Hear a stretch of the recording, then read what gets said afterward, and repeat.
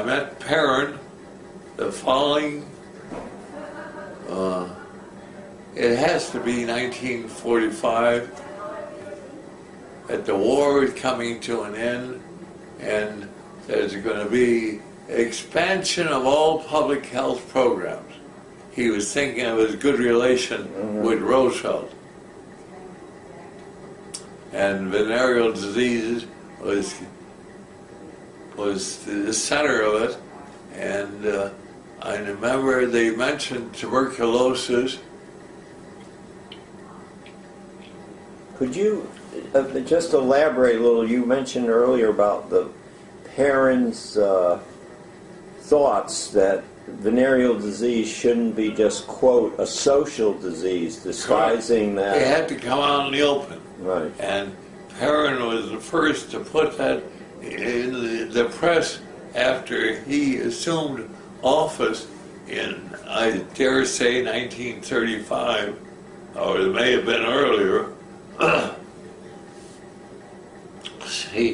Roosevelt came to office in 1933. Right. And that whole year, 1934, was taken up with saving the American dollar. And then the following year was to create artificial jobs, getting people out to do something. And then they could settle with the Secretary of Labor, Perkins. She was the one that was the dynamo behind Perrin to getting these social programs out and getting them budgeted.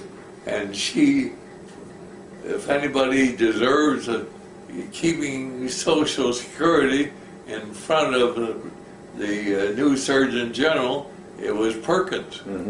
And then beyond that, it was health care. And you know, Roosevelt wanted health care, but the Russell, the senator from Georgia, said he didn't think that the southern states would go for health care for all, making the excuse, we don't have enough money, we're spending so much money on the war. It sounds familiar. Yeah. Yeah. Anyway, Russell kept Roosevelt from moving ahead with Medicare, let's put it that way. So Roosevelt, I mean, as you recall it or know it, was fairly progressive on health matters then, if he was thinking of President Roosevelt now, yes. Public health and yes. even a national health program. A lot of that he learned from the Southern senators that were his big support in getting him elected in the nomination over Al Smith, who was the prime candidate, because Smith had run for president in 1928, but Hoover had beat him badly, and Smith felt he was entitled to a second chance, but Roosevelt felt this, he had lined up the southern states, and this was going to be his reward to the southern states for getting them started, getting a health program that would fit their needs, and then Perkins with Social Security. June 1945, the war is over in Europe. Germany is surrendered. Smashed. Yeah. And then the war in the Pacific still exists. Japan is asked to surrender and they refuse. And I gather I'm going to be assigned to Kansas City to be a backup health facility if there's big casualties coming out of the invasion of Japan. That's what we were told, that there would be enormous number of casualties if we have to attempt to land in Japan. Oh, so they were building up a like hospital and Oh, recovery yeah, all facility. through the west of the Mississippi was to be the big receiving area for the United States for the casualties that they estimated the Japanese would fight right to the very last person, as they had demonstrated all through the Pacific Isle. But then Mountain, Joe Dean, I told Joe Dean what was going to happen to me. Joe Dean had been my executive officer, and Joe said, Now this was in Puerto Rico, or Joe Dean was your executive officer in Puerto Rico. The first one. Right. The second one was Haldeman. Third one was John Porterfield. So I got to know three top guys, and they all got to know me well. And Mountain then called me in, and I know Joe Dean had set it up and said a few nice things about my performance. Now And Joe Dean was in Washington at that time then? Yeah. So, Joe Mountain had called Joe Dean up to be his executive officer for the Bureau of State Services. So Joe Dean was a visionary in the sense that all states should have full complements of public health workers. yeah, was that plan like the federal government would assist states in getting these? That was it. Yeah. That was Perrin, and that was Roosevelt. And then Mountain called me in September 1945. And then he said, well, tell me what you're going to do. And then after talking some 15 minutes, 20 minutes, he said, put this in a white paper that I can use in budget planning and discussion at a higher level in the public health service, and that backs me up in any congressional hearing I may have. And naturally, I was just overwhelmed that they were talking about doing this as a policy-making thing, the kind of thing I dreamed about, but I didn't think that, my God, it'd come to be. Say a little bit about what your vision was. What were you telling Joe Mountain? You had Oh, Joe Mountain, I said that the animal reservoir of disease is second to none, except man. At that time, we hadn't had all these studies on evolution. I said, and ticked off rabies and tuberculosis, and brucellosis, and foodborne. Salmonella had just come into the picture then. So I could quote those, and Mountain just listened and wanted a paper describing all this. Then this was the fall of 1945. And suddenly I get a telephone call from the Department of Agriculture, that high secret.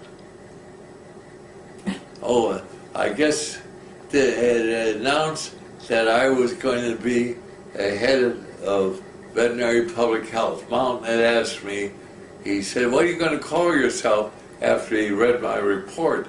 And I had told that story. I saw the sign, dental public health, down the hall from me. You know, let me interrupt, because you had told me this earlier, but since we're recording it, you had gone to CDC in Atlanta at that time. They had sent me down there to look at MCWA. They hadn't changed the name to CDC yet.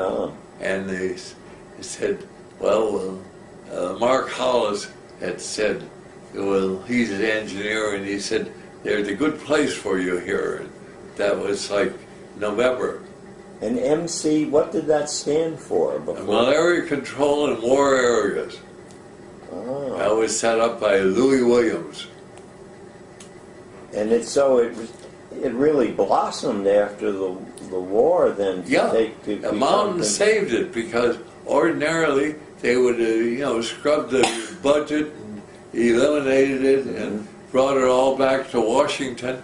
Mountain, with his foresight, and I get this from Joe Dean, that he had the foresight to see that he could plan something as an alternative to NIH.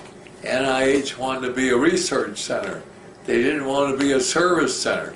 Mountain wanted a service center for any disease outbreaks that they could go to and get assistance. And then he sent me down there. But as the end of 45 came about, I got this secret call from agriculture.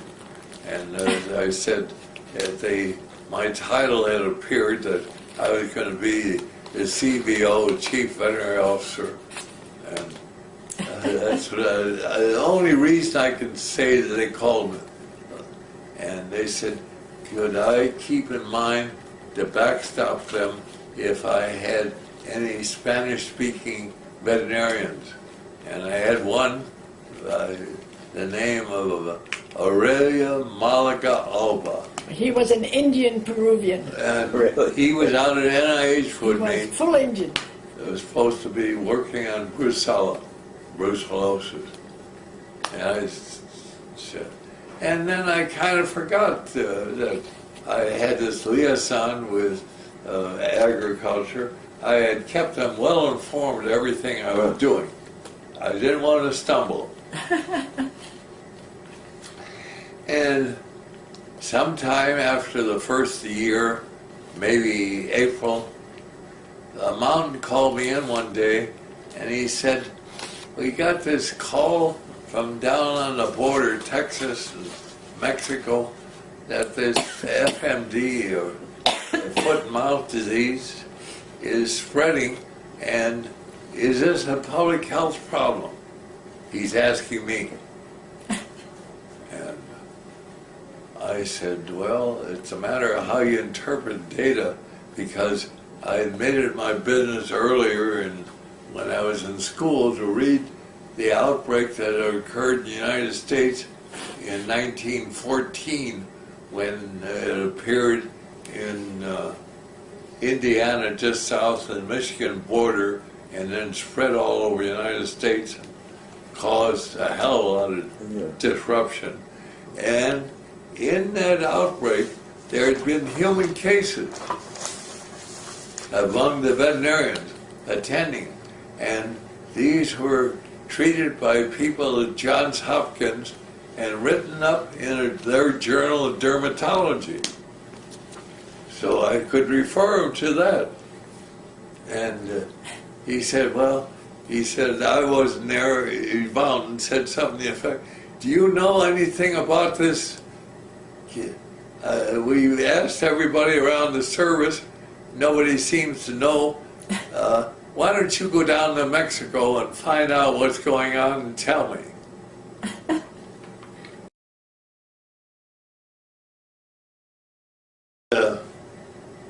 Mountain had called me in, and they said, the federal government is seizing some properties. I want you to go look at them to see if they'll fit your needs for setting up a rabies research laboratory. And every one of them was hunting lodges or fine summer homes, or even upstate New York and Connecticut. And I said to myself, this doesn't fit, setting up destroying property to put a rabies program on it. I didn't tell anybody what my inner feeling was. I just let people know that I was looking for a good place. Mm-hmm.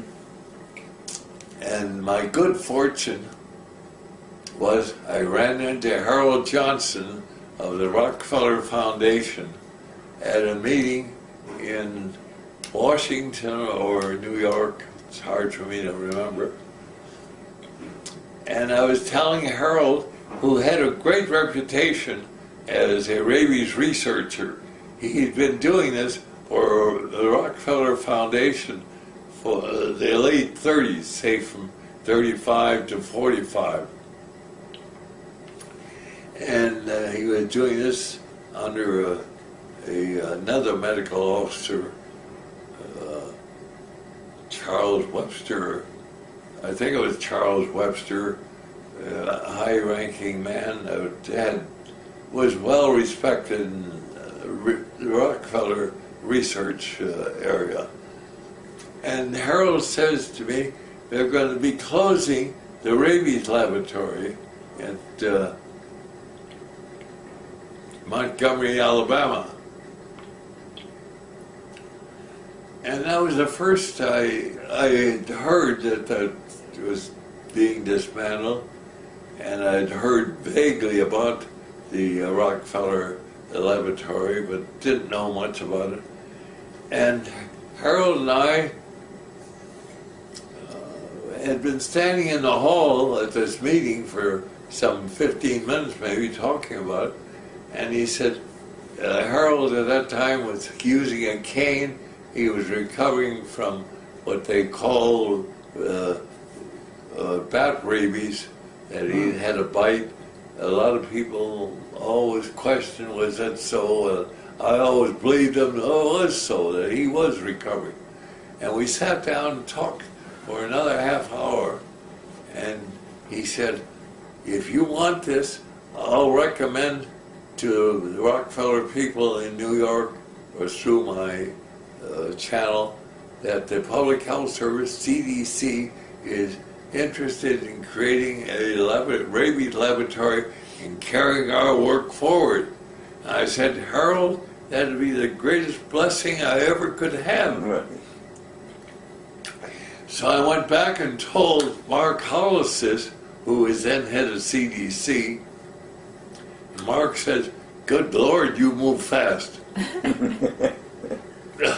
I wasn't going to tell him about all my concern about getting all these high-priced places that I was going to turn down and tell Mom none of these would fit my needs. And Mark Hollis then could tell Mom, he said something to the effect, this guy really moves, that being me. Right. So then I had to get a staff together, and that's when I hired Ernie Turkle, who was attending a meeting in New York at the New York Academy of Science, and the subject was zoonoses, put on by Cornell University to get different people interested in it. Did I put the meeting on? No.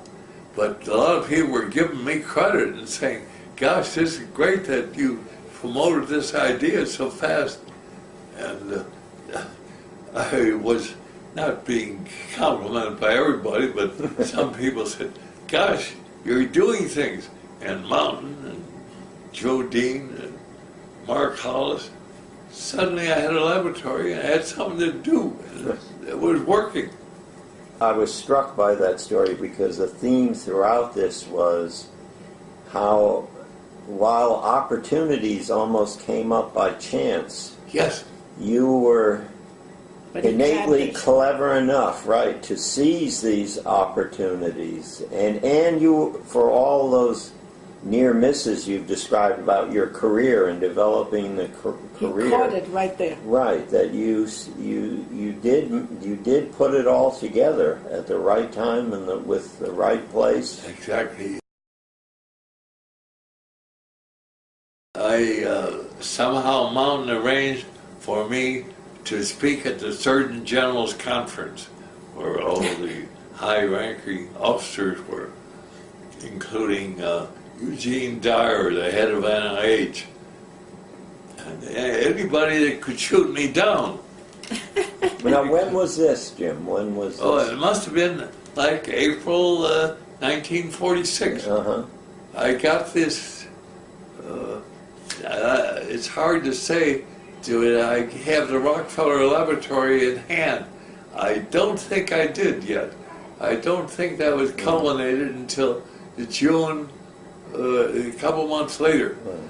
But I made it my business to compliment everybody in the public health service for what they were doing with rabies control, including the NIH, where I was working under Carl Habel and learning how to differentiate different vaccines and why they failed and so forth. And I remember when the session was over, a Dyer came to me with kind of a grin on his face and said, "I think you'll fit in." And what was Dyer at the time? He was the head of NIH, Ah, right. the top of NIH. Who else would he meet, right? Right. So again, I was saying the right things, and the people were saying, I was living up to what people were saying about me. That's what it amounts to. Would you mention that, Jim? You told me that the other day before we were getting this informal videotape about why things could happen at the end of World War II. Yeah. Could you just recapitulate that for... Everyone you talk to at the end say, we're going to create a better nation. We're going to create a better world. Roosevelt with the United Nations and the first meeting that was held in April or June. No, it was April in San Francisco, where they laid the groundwork for the United Nations. Because this was Roosevelt's last wish. So it was a matter of almost following 1 year after his death that they were going to get this thing moving. And then they the various subdivisions of the United Nations, the World Health Organization was the thing that they could start acting on immediately because health conditions of Europe and the world. And I remember a fellow named Donahue. He was chief of foreign quarantine and traveled extensively and had been in and out of Europe. And he made contact with me about the psittacosis issue and so on. He was circulating a memo that anybody that had any ideas for United Nations, send a memo on to him. He was to be the aide-de-camp to Tom Perrin, who was going to be the Surgeon General not the WHO, but the presiding officer for organizing the World Health Organization. And that I did, that there should be a veterinary public health section in the newly created World Health. And I remember I wasn't invited to the meeting. It was New York in June. And after the meeting, I saw Donahue again at another emergency issue about the war in Vietnam and the French retreating and all. There were so many issues going on. And having that title of Chief Veterinary Officer, I was constantly being informed what was being and asked to make any contribution from my point of view.